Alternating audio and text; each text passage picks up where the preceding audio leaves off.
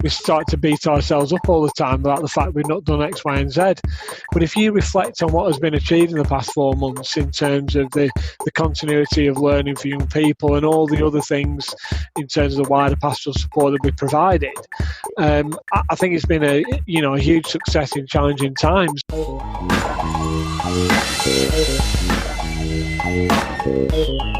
Hello everyone and welcome to the Edtech podcast and this episode of the VocTech podcast, where we seek to explore the intersections of adult education and technology. And isn't time flying? A big shout out to UFI VocTech Trust for supporting this series and vocational skills development in the UK through their investments and grants in vocational technology. This week's episode is the latest in our mini-series featuring the work of the Edtech Demonstrator programme in England. In this episode, you'll hear how schools and colleges are using technology to continue teaching and learning during 2020 and to embed continuity and wellbeing into teaching practice. There is also a focus on using the student community and peer-to-peer learning, so after our feature recording, we throw back to a pre-COVID-19 chat with a learning technologist at Basingstoke College of Technology, one of the colleges featured in the Demonstrator programme. In this bonus section, we hear Charlie's experience of having to resit exams and using personalised learning technology to better navigate the resit process and find her calling in helping others like her in the process. But before all that, here is Fergus Bruce of Sublime talking us through this week's guest blog and Caroline Wright of BESA with some event news. The past 2 decades have seen higher education institutions compete aggressively in trying to create the best technology-enabled student experiences possible. With extended reality technologies like VR and AR beginning to find their feet in education settings, and with global events requiring rapid deployment of new blended learning formats, extended reality, or XR, is well positioned to meet some of these challenges. But the prize for mass adoption of XR in education is much, much greater than solutions to this dramatic global moment. It is fundamental change in the way we understand the learning process. I'm Fergus Bruce, Director and Education Sector Lead at Sublime, and I'll be exploring 4 ways extended reality will influence higher education next week on the Edtech podcast blog. Will we absorb information more effectively if taught in a way that is personalised to our unique styles of learning? Can we extend our active learning phase beyond traditional education that takes place during the first 2 decades of our lives?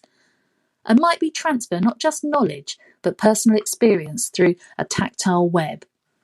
Join myself, Caroline Wright, Director General of the British Educational Suppliers Association, and a panel of education experts at the Future of Learning event on the 8th of September 2020 as part of London Tech Week, as we discuss the principal themes that stand to influence learning now and through to 2025. Thanks Fergus and Caroline, and don't forget you can join the conversation at speakpipe.com/the Edtech podcast, and a huge best wishes and good luck for anyone starting a new term of sorts as you listen to this. Okay, here we go.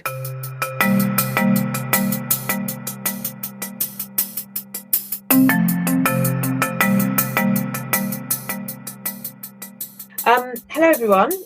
This episode is another one in our series about the Edtech Demonstrator programme. For those who don't know or aren't listening in from England, which I know is many of you, the Edtech Demonstrator programme includes a network of schools and colleges across England who exhibit effective practice in the use of technology, and the programme is supported by partners including the Department for Education, London Grid for Learning, Sheffield Hallam University and the Education Foundation. The programme was announced last year to boost peer-to-peer support on the effective use of technology. But as with everything, COVID has had an impact, and the programme has come into its own, now tailored to offer help specifically in the first instance to schools and colleges to provide education remotely. So on the Demonstrator website, which you can find at edtech-demonstrator.lgfl.net, it says, the Demonstrator schools and colleges will provide professional development initially focused on supporting the effective delivery of remote teaching practices to schools and colleges across the country, and the programme will target schools and colleges who are most in need of support, for example those getting to grips with using a new online learning platform and those with the most disadvantaged learners. So today I'm joined by some of the Edtech Demonstrator schools and colleges to find out and share as much as possible for anyone struggling with these current times we live in. So hello, David, Scott and Paul, and thanks so much for being on the Edtech podcast. And also, I must say a huge thank you for all the work you've done for our children and learners and us parents during this time to lend a bit of stability to us all. So my first question is, the Edtech Demonstrator is all about sharing best practice. So if you had to pick, what would be your one best practice you'd share from your own educational setting that has helped carry you during these COVID times? I'll start off with David. So I think for us, I'm going to cheat here and put two things into one. So I think the thing that we found as a school, which came in really useful as we began to support other schools, was the notion of keeping things as simple as possible. So not to overcomplicate, not to have unnecessary sort of steps in the way we apply technology, but also to begin with a really clear picture in our mind of how we want tech to work and what we want to achieve from it. It's really, really easy, I think, for school leaders to be inundated by emails advertising different platforms and different things that they can use, but actually without a really clear purpose of what they want the technology to do and what they want it to help with in their school, choosing the right one is really difficult. So for us, it was definitely really about keeping things as simple as possible, and having that clear understanding of what you want to achieve with a platform. Fantastic advice, I think. Yeah, I think from my perspective, sorry, Paul, from my perspective, very much to reiterate what was just said, it's very much about keeping everything pretty much as you can the same as normal. Because if you start changing your systems and try and introduce new systems, and there are lots of things out there that you can do from an EdTech perspective, it complicates things not only for staff and teachers, but also for the pupils, but also parents as well. So we found that keeping, the same way to communicate and keeping the same setup helped maintain that continuity as we move from sort of an on-site to a remote learning setup. So that's really interesting. So, for example, did you kind of mirror then the school day in terms of when you'd have your team meetings and things like that, or how did you maintain that continuity but remotely? So the first thing was, on the first Monday morning, we had a staff briefing as normally planned at 8:30 in the morning, just to keep that normality for staff, and we kept that all the way through the remote learning as well. We made a conscious decision as a school not to replicate or mirror the normal school day in terms of every timetable slot, and the reason for that is we're acutely aware of there'll be other external pressures on pupils and young people outside of school and on parents as well. So we did change the structure in terms of the amount of time per subject, but we did keep the timetable in terms of the same subjects that were on that young person's timetable on that specific day. And that way then it maintains some sort of normality. From a pupil's perspective, they, for example, had phone time each morning, and that was just a 10-minute drop-in via a Teams meeting. And quite often on those, the only thing that happened is that the kids were talking to each other and just catching up for 10 minutes. But that was part of that normal routine. It got them out of bed. It got them onto the mindset of doing work. I'd love to come back to that as well, because on the point on socialisation, because I think that's a massive thing. And Scott, did you have any best practices that you're like, okay, that's the one thing I'd sort of like to share? Yeah, the idea of continuity coming up twice there is interesting, because that's something I completely agree with. At Basingstoke College of Technology, we had an Ofsted online learning review at the end of the year, and they come in. That was the thing they mentioned the most, actually. The fact we provided a fixed timetable, all the lessons for 4 months in all subjects at all levels were online and delivered via Google Meet and Google chat groups, and separate breakout rooms for students to have one-to-ones, mentoring, pastoral help for their wellbeing and mental health. That is something at the college, physically, at the traditional college that we used to have.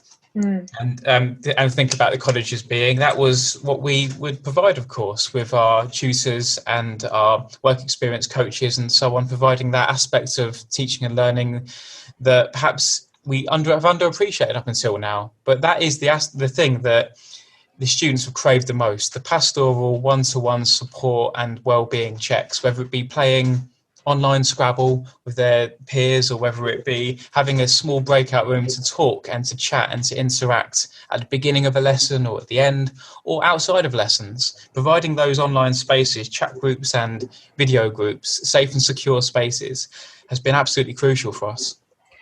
I mean, well, I'll jump forward to that question because, I mean, that was one of my later questions, was around, you know, you've got the academic side, you've got the sort of curriculum side, and then there's, as we're talking about now, the socialisation. And that was, to me, one of the real heartbreaking moments is, you know, I was about to have a baby. My son didn't have a sibling that was sort of similar age or anything like that. And for me, it was, you know, the thing was getting back to school meant him being able to interact with his peers and everything. So, Scott, you just gave some fantastic examples of how you kind of juggled that online. I just wondered if anyone else has got any others I'd love to hear from. So we used Zoom for assemblies, which we started off quite tentatively because we weren't sure how many children would come. But actually, they became a really significant kind of part of our offer during the remote learning process. And at first, it was really exciting to be able to kind of, like Paula suggested, do things that we would normally do in school. But actually, what was really most important about those assemblies was the fact that at the end of it, I stopped talking and the children could say hello to each other.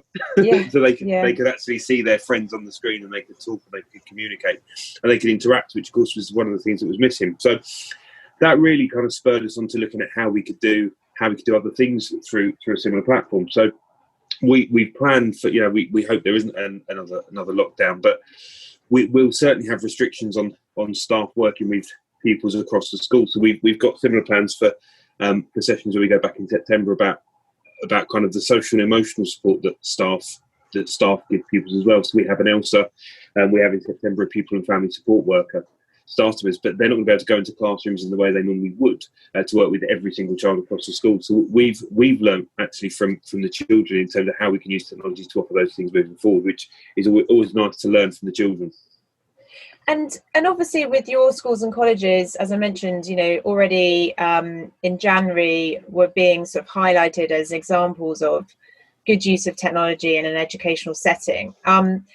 How much did that sort of set you up for this experience? How much did you still have to do sort of additional training for your staff or students? And when you were having conversations with other schools and colleges that wanted to learn from you being on the Edtech Demonstrator program, what kind of questions were they also asking in terms of getting their schools and colleges to a point where they could manage some of this, which has sort of been being thrown at them in such a intense fashion during the last sort of weeks and months? I think the benefit of being sort of at the front of the curve, as it were, from our perspective, is that you can hit the ground running. So where a lot of schools and colleges struggled for a few weeks in how to interact and how to do the remote learning and the platform to use and the technicalities, we walked out of school on the Friday afternoon and just carried on as we always had done on the Monday morning. That's not to say there weren't things that we had to adapt as we went through, but that benefit of already having that competency in terms of the young people and the staff being able to use the technology was fantastic, and it did allow us to sort of, you know, carry on with the normal day to day. I think the challenges that other schools and colleges have faced that we supported have been very much around that, very much around the, you know, how do we get a platform in place? How do we get the procedures in place to use this platform to support what we would ordinarily want to do within that school setting? And I think that's a challenge that a lot of schools and colleges have faced, is that you know, ability to get right up to speed as quickly as possible to carry on the teaching and learning that wider pastoral offer. So Paul, if I understand correctly, you also managed to squeeze in a visit from Michelle Donnellan MP, the Minister of State for Universities. Is that correct? It is correct, yeah, we did, right just before we finished in the summer, yes. And so a virtual visit. And I think that's really interesting from the point of view of, you know, we've got all these incredible experts in their fields, and perhaps this has sort of set us up to, you know, there is no reason why we can't connect children and students to the wider world, wherever your geography as well. So I just wondered, you know, how that virtual visit went and kind of anything that you'd take from that going forward as well? I think the thing that surprised me about the virtual visit was actually how quickly that came to be. And, ordinarily that type of visit would take months and months of planning. And I think being able to, host the minister as we did, and to show firsthand, and for her to meet face-to-face virtually with some of the young people as well across our consortium schools, was highly beneficial, because it allowed her to see exactly what the young people had been experiencing, what the schools had been doing, and also the challenges that we were facing. And it was absolutely relevant, I think, for her to see that at that point in time, because that can feed into the wider decision-making process. I think, just to answer your other part to that about the opportunities that technology has to provide moving forward, is that this is a classic case in point, isn't it? The Edtech Demonstrator project has automatically allowed a group of sort of forward-thinking, from the EdTech perspective, schools to work together who ordinarily wouldn't have done that. And that's because we have been working in this sort of remote sense rather than physically within school. And I think that's the type of collaboration that has been going on in the background as a consequence of the situation we find ourselves in. Quite often we talk about, what things did you add in order to put forward your school or college strategy, or whatever it might be. But in this case, were there any things that you actually actively removed from your teams, having to worry about certain things so that they could cope and provide the best teaching and learning during these weeks? So I think we started the sort of period of remote teaching using 2 or 3 different platforms for 2 or 3 different things, and actually we realised fairly early on that with staff. So when we went into lockdown, we still had quite a few teachers working from home, some teachers in school on a rota, and that in itself was really logistically complicated. So we wanted to kind of remove any kind of confusion or any kind of other layer of kind of complication. So we actually moved everything to one platform that we could work on. That streamlined processes. It streamlined how the teachers fed back on work. It streamlined how teachers shared work with staff. It streamlined how we communicated, and that made a big difference, not just for the children and for their learning and for the teachers' workload, but actually for the teachers' wellbeing. It was really important as well. So that was something, and actually we've had lots of conversations since about how we use platforms moving forward. And actually our plan is to stick with one approach that covers everything, rather than having lots of fingers in different pies. Oh yeah, notifications can sort of like the tail wagging the dog sometimes, isn't it? Yeah. And then we've obviously seen plenty about exams recently. I just wondered, in terms of assessment, whether the schools and colleges in the programme thought there's any room for technology to help with actual assessment. So, for example, with online exams, or if there's any way of kind of approaching that problem in a different way. We're a primary school, so obviously we've not been involved particularly in the exams sort of side of things, but we've certainly been able to use throughout the period of lockdown, and certainly when we return to school in September, when there's really a lot of assessment required to really understand where children are and what's slipped, and technology will play a really important part in that. So being able to use online quizzes where the platform will sort of do the analytics for us, and is a really important thing. Saves teachers a huge amount of time, but also the feedback is kind of immediate as well. So we've begun earlier in the year to use technology as an everyday kind of tool for assessment, and that will certainly continue for us when we're back in the classroom normalish, whatever normal is. Whatever normal is. I mean that's a really interesting point, because we've had the kind of first phase, which was everyone being remote and making sure that everyone or as much as possible, and with all the caveats, can access the teaching and learning as best they can, and then obviously it's sort of the weeks went on and we've got to the summer term. When we go back, is that one of the priorities? Is that seeing where everyone is at in terms of their learning, and everyone having a different experience over the last few weeks? I think the priority needs to be using time effectively in the classroom. When the students are getting on a train or a bus or a commute and travelling in, 90 minutes, 2 hours to sit in a classroom. If they're going to be sat at computers doing something they could do remotely and perhaps did do remotely, then they're going to call us out on it immediately.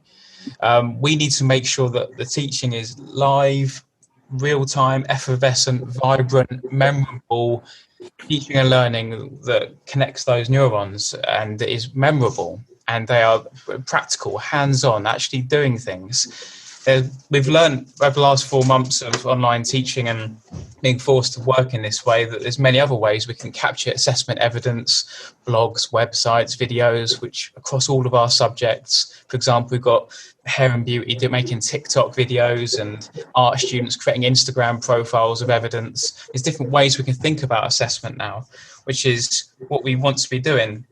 But we can do that outside of lessons, and the students can do these sort of things beyond the 4 walls of the actual physical classroom. When they're physically in the classroom, we need to use their time as efficiently as possible. Practical skills, mentoring, what the futurist Gerd Leonard calls core skills, compassion, originality, responsibility, and emotional intelligence. These aspects of teaching and learning, I think, are going to come to the forefront in the actual live physical classroom. I love that, Scott, because I did an interview a couple of weeks back, and they were actually quite optimistic about in their case the university experience in this year, because they felt that actually there hadn't been such a focus on teaching and learning and actually analysing and breaking that all down in such a long time. So they were quite optimistic about what that would mean for the students. So it feels a little bit like you've got the same kind of energy there as well. But I hope so. I'm really optimistic. I'm really upbeat about it. I think it's going to make me a better teacher, to be honest, Sophie, because at the beginning of it, I went back to being the sage on the stage, sat at my computer, just talking at the students for 20 minutes at a time. And I remember just thinking my back hurt. I was not engaging the students. And I just regressed. But then time moved on. I started to flip things more, started to send them off to listen to a podcast or to access a ClickView interactive video, or to work on a passion project and to work in breakout rooms, and then to come back and present their work, and it become far more dynamic. And it made me think about my scheme of work for this year, which of course I'm about to implement in a week's time at the time of recording. And when they're in the classroom, they've got to be doing live, memorable, interactive teaching and learning. And if I'm not doing that in the physical classroom, then shame on me for wasting their time. And David, have you got any thoughts on that? Well, I think just to build on from what Scott was saying, what's been really interesting for me as a head teacher has been talking to our teachers and them saying, "Oh, Joe, I've really enjoyed using that feature to teach my children remotely, but I can see how I can apply that in my classroom. And actually, if I do that in my classroom, if I give you an example, I was talking to one of our year 2 teachers, and she was talking about how we'd used an app to create instructional videos for a particular concept. And she said, but actually, if I were to use that and I were to put that onto Showbee, I could then set one group off with that independently while I work with other groups. Absolutely. So all of a sudden, our teachers are now beginning to see the way that they've used technology remotely as a direct influence to change the way they teach in their classroom. And that, for me, is a really exciting thing. Yeah, it's just, you can't really beat actually getting involved and tinkering around and then sort of realising, where it works, where it doesn't. So that's been a real learning curve for myself as well. With all that, you're absolutely right, Sophie. And I've seen many examples on the Edtech Demonstrator programme that echo that approach and that the consequence of what's happened, certainly. But what I find that we're going to have now, we're going back to the new normal, is this truly blended approach whereby a lot of the teachers who perhaps had been reticent in the past to embrace EdTech have now, through COVID-19, have had this annihilation of ego almost, in the sense that they had to get past themselves and past our own hang-ups collectively, and to try and embrace these things. And many teachers around the country and around the world have done incredibly, in the sense that they've actually used and cherry-picked what's been useful for them. And now we're at a stage where we come back in September 2020 with this digital pencil case to enhance and augment our teaching and learning. We now can actually use these tools and create flipped, blended, project-based learning that is accelerated through the use of digital, not replaced by, never replaced by. And that's something that nobody ever wants, despite what some ministers will have you believe. It is never, ever meant to be a replacement. It's just a toolkit. It's all it ever is. And Paul, this might be one for you. We know that schools and colleges are always careful with their budgets. So are there any sort of must-haves or non-negotiables when it comes to investing in technology? I think the first thing is having that strategic plan. All schools and colleges have a school improvement plan about, from a teaching and learning perspective and outcomes, how they're going to improve over the short to medium term. But I think the use of technology, as a couple of people have mentioned, it's about that blended approach, isn't it? It's about how does technology sit within the whole plan to improve not just the outcomes, but also the experience for the young people. And I think we're going to be in a stage now where lots of schools have been through sort of the firefighting phase of the panic of putting that platform or that technology in place to support remote learning. And I'm hoping now a lot of schools are going to go back in the new year and think, well, how are we going to move forward with technology? How are we going to make it stick? How are we going to use it where appropriate to support the learning of our young people? And I think that's absolutely, key in terms of the success of technology, like it is with any other project, is what is the plan and how we're going to implement.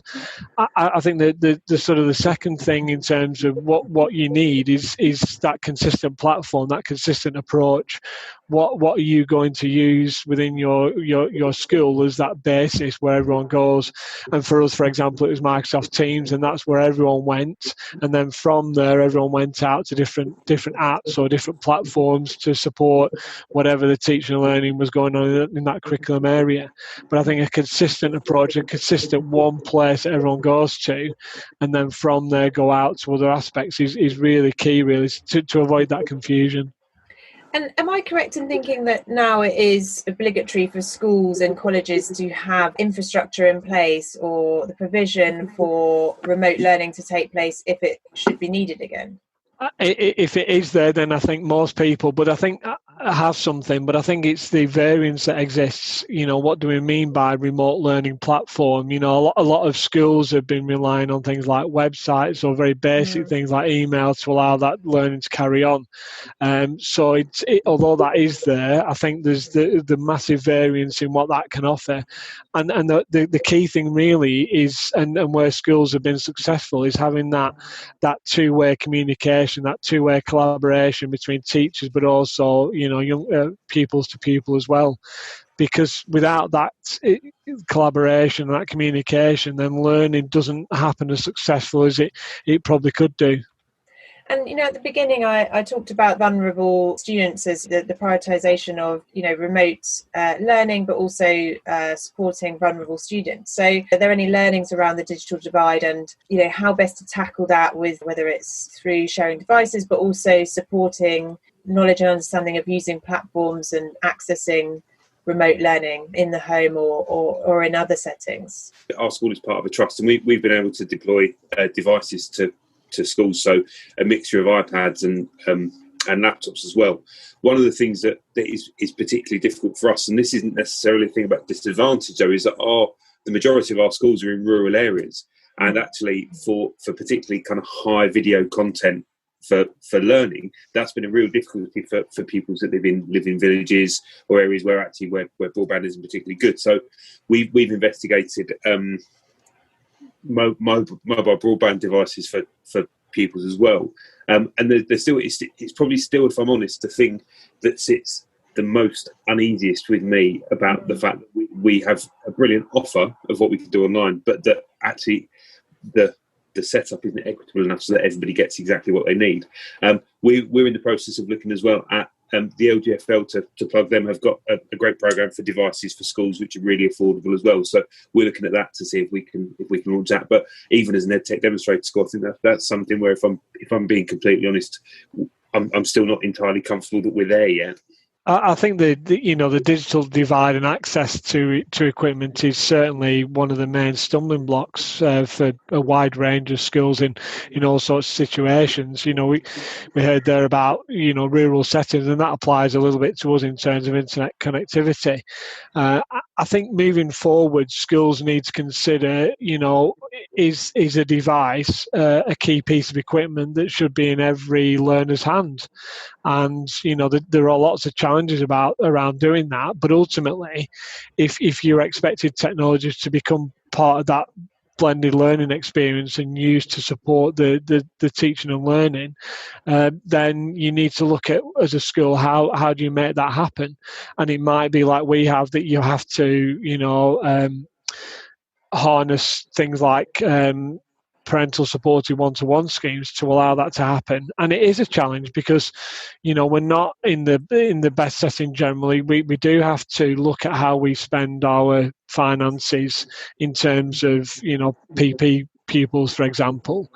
But if you are absolutely committed to using technology and to harness the full power of it, then I think you need to look at how, as a school, you do that from a procedural and financial perspective. I completely agree. I think the accessibility for all ethos that you both obviously share as well is clear in everything you're saying, and we're not there as a country by any stretch, but I know the government and LGFL, as you rightly say, are making moves to sort of bridge that divide. But in terms of what we have done, we took all the tech out of the college and gave it to our students, much like many other institutions, Chromebooks and tablets. Just our IT team were incredibly agile in the sense they moved quickly and books out like library books. And today, with enrolment today, I can see all the students from last year returning their devices.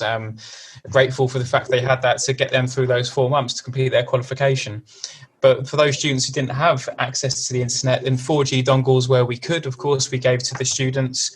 But then we use other low-cost tech as well. We use things like the red button on digital TVs, for news, and the radio, and telephones for phone calls and group calls as well, just to stay in touch with our students, because that human interaction, that sense of belonging to their tribe and their sense of community, that was able to tick over using these different tools if we couldn't access, of course, the video calls and the chat groups. I loved all those comments, and that sense of belonging is massive. There's this great sense of anticipation with this new term starting.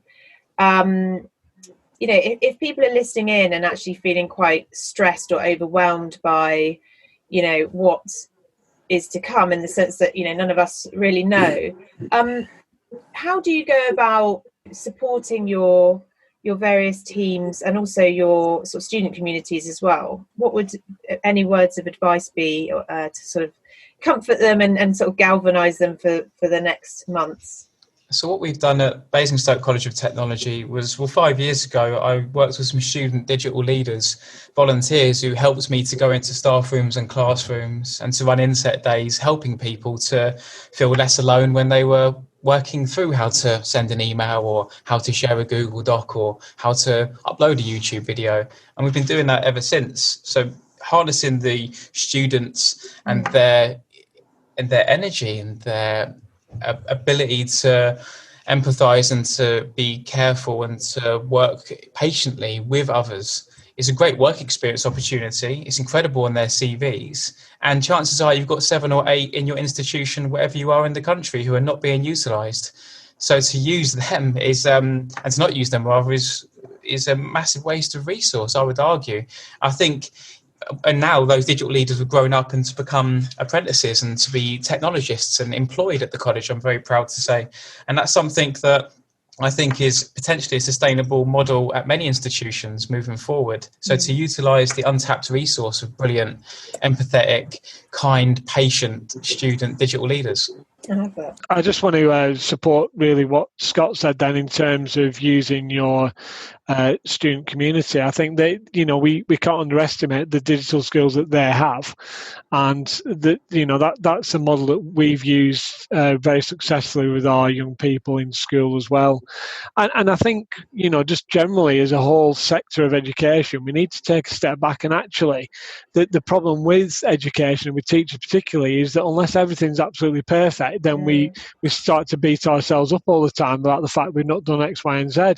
But if you reflect on what has been achieved in the past 4 months in terms of the continuity of learning for young people and all the other things in terms of the wider pastoral support that we provided, I think it's been a huge success in challenging times. And I think we need to reflect on that and draw on the positives and the things that have absolutely worked, and then and harness those to move forward as we go back to this new normal of in-school setting. Totally agree with that. I've got some teacher friends, and I see that sort of perfectionist trait sometimes, and they put their absolute heart and soul into everything, and of course we absolutely want that, but it's also sort of recognizing your successes in what is always like you're on to the next thing. So I think I agree completely with what Scott and Paul have said. We're as I said, a primary school, but one of the things that we've seen which has been really powerful, going back to I think right at the start of this discussion, we spoke about how things happened really, really quickly. And what we found was our application of technology in school is across Key Stage 2. So we have one-to-one iPad deployments across Key Stage 2. This meant that when we suddenly had to move into remote learning, we had teachers in early years and in Key Stage 1 who needed to know how to use the technology and how they could apply it to their own teaching. And actually, the way that we did that was through the staff, our staff who use it day in and day out. Explained fantastically and coherently and really succinctly the ways in which the teachers needed to use the tech to make it work. So I think there's a real power in kind of peer support as well within schools. So teachers teaching teachers how to use things. We've seen some great examples as well of how children use technology and how they show teachers techniques and how to use them. If you give a child an iPad and they sit in class, the teacher will explain things. Children will inherently find things that they can do that the teachers don't know about. So I think really encouraging that kind of celebration of learning and teachers supporting teachers, children supporting teachers, I think is a really powerful thing. And very patiently waiting on the call as well, we've got Policy and Communications Advisor for the Edtech Demonstrator programme. Hello. Hi, Faye. Hi. So anyone else listening in, obviously we've heard our fantastic guests here sharing, but thinking, actually we could do with this support and accessing some of this good learning. How can they get involved with the programme? Yeah, so schools and colleges can register for direct support from our network of demonstrators via the main programme site, and this is hosted by our delivery partner, the London Grid for Learning. So if there's show notes, Sophie, I can send you across the link for that, but it is edtech-demonstrator.lgfl.net. But also for those not looking for direct support, I'd still urge your listeners to go onto the site anyway, as there's a library of really excellent CPT training webinars. And something probably worth mentioning at this stage of the summer holidays as well is the recorded content available from a recent Preparing for a Successful September event. So this was an event that the demonstrators put on at the end of the summer to support schools and colleges with their return in September. So it's definitely worth checking that out. And obviously a lot of time and work has gone on to creating all of the webinars and the training materials. So yeah, we definitely urge listeners to make full use of them and share them with colleagues, and definitely give us feedback on those as well. But obviously our EdTech demonstrators are the real leaders in this space, and the resource is free. So another way to get involved is to keep an eye on the calendar of events page on the website, because that has kind of all of the past events and all of those planned for the autumn term and beyond. I think the next one that looks really, really great is, I think it's being held on the 10th of September. It's focusing on how to build digital capacity for a school contingency plan. So yes, I think that'll be a really good one to sign up for. But also, and again, I'll send you a link across, Sophie, but we've the department do have a range of kind of technology support available, from getting devices to having access to a free digital Google or Microsoft platform. And yeah, they can apply through the site. So yeah, I'll send those links over. Absolutely brilliant. And just finally, David, Scott and Paul, if there's any comments that you want to sign off with, that would be great. But also, what's the one thing that sort of got you through these weeks? So, you know, whether it's exercise or putting on some extra lockdown pounds, treating yourself in that way, what's kind of kept you going, and would you recommend to others?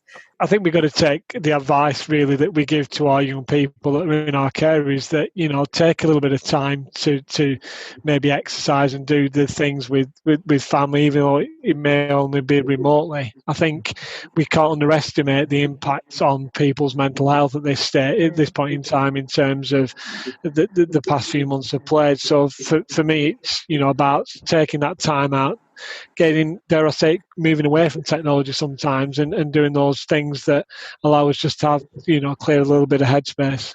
Totally, yeah. I'd agree completely with Paul, and I think turning off notifications is a big thing. Making sure that there is a time actually you don't get the interruption or the constant sort of stream of stuff happening school wise. And I think exactly the idea of doing what we tell our teachers and our young people to do is really, really important. And if all else fails, just lose yourself in a good film. That's certainly how I feel the time. And do you have any film recommendations, David? Oh, well, that's a whole other podcast. But I saw a film called Baby Teeth yesterday, which is fantastic. I'd recommend that if you find that out. It's an Australian film. Excellent. And Scott, just to sign off. Yes, in terms of thoughts about the programme, I think that regardless of what stage anybody's at school or college, just to feel less alone and to reach out and to have peer-to-peer, completely free support from teachers, teacher-to-teacher support, or admin to admin, whatever it is you need, getting help to streamline your workflow and to make things easier. And that's what this program does, which is a wonderful thing. So please sign up so we can work with you. That would be really nice. In terms of how I've managed things, my mental health, I've been well into my running using the Strava app and listen to music. I Run the Jewels, their new album RTJ4 is absolute force of nature. I recommend that if you like your hip hop. And in terms of what to watch, I reckon I May Destroy You by Michaela Cole on iPlayer is absolutely game changing, culture shaping work. So yeah, get involved. Absolutely brilliant. Well, I'd just like to say thank you again for all your work around our young people and supporting them and supporting your teams, and all the very best for the next weeks and whatever 2020 has in store for us. So thank you so much. Thank you, Faye, and we'll get this out as soon as possible. Take care. Thanks. Bye-bye. Bye. Bye. In this discussion with David, Scott, Paul and Faye, so much was about peer-to-peer learning and harnessing the unique perspective and expertise of learners. In this next recording, you'll hear from Charlie James in a pre-COVID chat about turning from learner to learning technologist and helping many students, in this case Callum, own getting over the hurdle of resits, in this case through the use of SentryTech to pinpoint specific maths modules alongside the major focus of study. Here we go.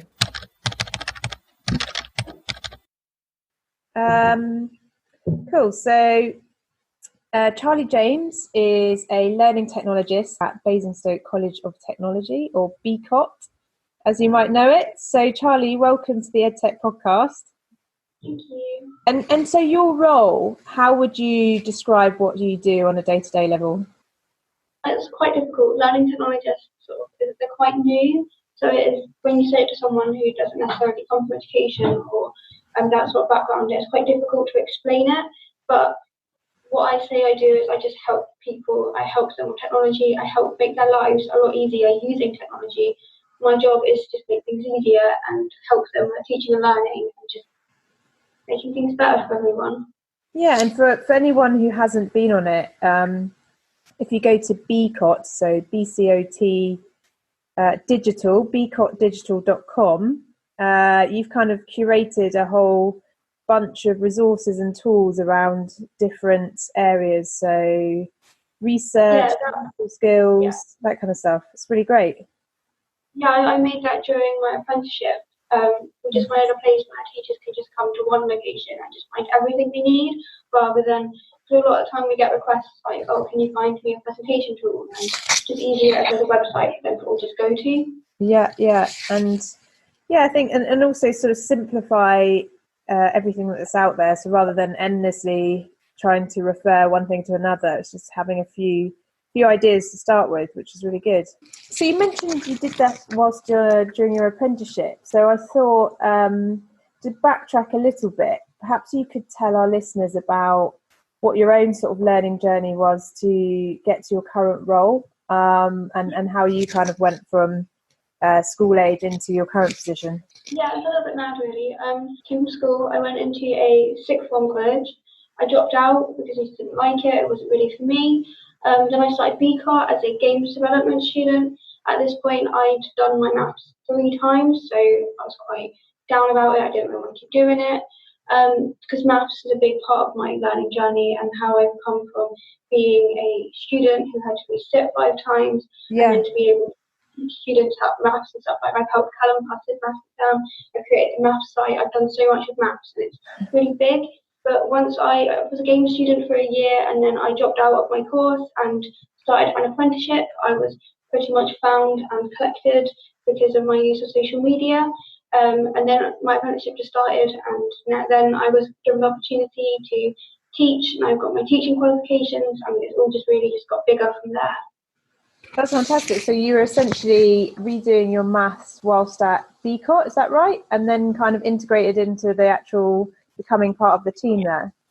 Yeah, so I passed 2 years ago. I passed during the first year of my apprenticeship, but the whole thing for me was, oh, now I'm on the other side. I'm on the flip side. I'm not a student anymore. I can help students. My website was mainly created.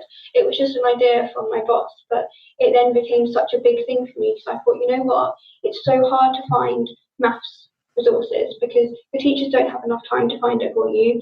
You're on the internet and there's just so many different websites with so many different things. There's not just one hub where you can go and you can just find everything that's going to help you. And that was really the main thing with the maths site, was just letting it be the hub for all the resources. So self-marking quizzes, video tutorials, anything you need that you can find. Most of the stuff is I've taken past papers from other websites and turned them into resources so students get the self-marking part, so they get it instantly rather than having to wait for teachers to mark it. Because a lot of the time, like even with me, I wanted to just get on with my maths. I didn't want to wait an hour and a half in a lesson, especially considering I did it so many times. I pretty much knew everything. It was just like the surds and the quadratic equations I didn't know, so I wanted to be able to do the bits I didn't know and get help with it. And decide was just I wanted to help students that were just like me, but in a bigger scale. And in terms of the college, I'm guessing a lot of the courses are sort of directly related to the world of work and, specialising and then going into the world of work. So presumably having a level of maths and English is a kind of, a precursor to actually progressing into that world of work. Yeah, definitely, 100%. Like, you can find English and maths in everything. Yeah. You use it. And what kind of courses does the college specialise in? We have like a range of courses. We have like construction courses, carpentry, we have media, games, hair and beauty, anything from service industries. Then we have like animal management, so it's just really random. We have dog grooming, you can come and groom your dogs. Yeah, and well, that's interesting though, because you think of animal management, but like technology has a sort of intersects with all of these industry types, doesn't it? We know with agriculture it's becoming much more sort of data driven, that kind of thing. So where do you see, like, what's been the most interesting application or assessment of technology for supporting teaching and learning across that diverse set of subjects? Well, we have, for me, my biggest aim is maths. So we use Central Tech, which is an artificial intelligence platform that identifies students' strengths and weaknesses when they come in. So they come in, they do a diagnostic test to just see where they are. It's not really a test, it's more just like see where you are. And then what it does, it will give the student little activities to do to help them improve their maths or where they struggle the most, rather than having the teacher just try and teach the same thing they've been learning in school, in primary school, and that's sort of what Callum said. you have 12 years of learning and then 5 years at secondary school, which they've got to try and squeeze to 10 months. So essentially really helps students really pinpoint what it is they're struggling with. The Callum that Charlie is referring to is a student much like her during her apprenticeship days, frustrated with multiple failed exams and wanting to move forward with studies. Charlie helped tailor a programme for him, and here's how he recalls it. Okay, brilliant. So I'm delighted to have Callum Rochester, a student at Basingstoke College, on the line. So welcome, Callum. Hello. Callum, perhaps you could kick off by just telling our listeners a little bit about who you are, what you're studying at the college, and what your experience has been so far. I'm Callum, 18, in my third year of college, studying BTEC in computer science. Okay. I was studying maths last year. And what kind of took you from maths to computer science? How did that switch happen? Well, it was GCSE maths retake. So the BTEC was just alongside. I had to retake the maths because I failed it in secondary. And then I failed it at the first year of college twice. Failed it the second year of college one time, and then passed the second time on the second year. And what was that kind of experience like? Like, what is it ultimately that you want to go into, and how important was the kind of passing the maths as a factor in that? Well, I like to go to web development, but I need my BTEC for that, and I can't have my BTEC diploma without my GCSE maths. And yeah, that's quite important. And so how did the college kind of help support you to go ahead and pass? Kind of what tools and support did you receive? Well, we had our normal maths classes, and then we had in second year, we had an extra hour a week where we'd use Century, which is something else. It helped because of the integration, I think, with computers. It was something that I could get used to and not have to sit and listen to someone as well. Yeah, I suppose that question that we were talking about earlier. So what's been the hardest thing and the best thing during your time at the college, I suppose? So you're coming up towards the end of your course. So as you look back, kind of what will you take from your experience into the world of work, do you think? Well, I'd say the best thing I'd take with me is the charisma of everyone. And it's sort of just it's a different environment. Take that with me. Yeah. I definitely the hardest thing though is staying motivated, because you do 7 years at primary school, and then you do another 5 at secondary, which is 12, another 2 years of maths at college. Just 14 years consistently of maths. That's draining on. Now back to Charlie. But on a wider scale of things, we use so much different technology for different courses. We can use VR, so we have working at heights for construction students, or we have a new piece of VR kit. We use bench VR for our automotive students, just getting into the engine as if they were doing it in real life sort of thing. And just lots of different technology for lots of different courses. I'd probably be here forever if I was to list off everything we have for all the different courses.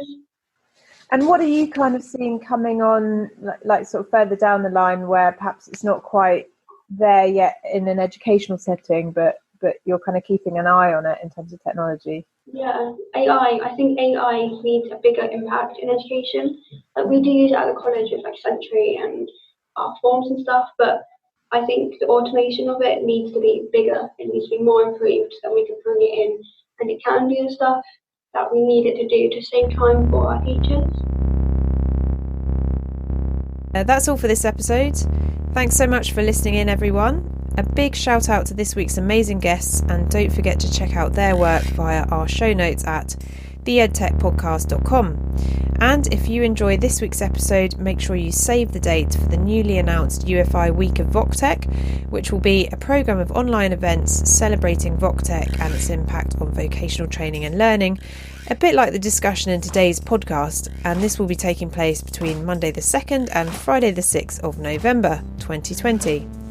If you liked this episode, please rate and review wherever you get your podcast from. And what else? For upcoming events, competitions, funding and more, sign up to our newsletter. That's it for now. Best wishes to all of you. Bye bye.